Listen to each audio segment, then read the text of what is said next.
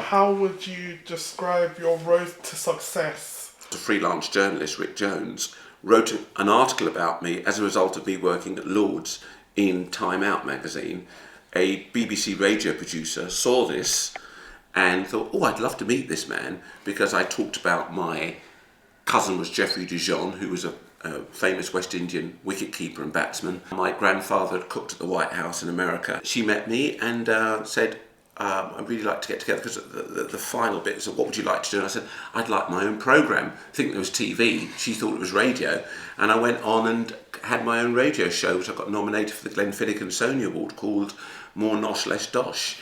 There is nothing greater than preparing a meal for your mates or your family, and everyone turns around and says, oh, this is really nice. Being able to show all these things that you've learnt, that you've been inspired by, whether it's your parents or watching Graham Coe, whoever it is, to kind of, and you can say, wow, now I can really show that I can show all that I've learnt, I can give back, I can return some of that. And that's a lovely feeling. How do you handle the critics? You've got to have a certain amount of belief in yourself. You've got to know that you're there for a reason, that you're connected with people.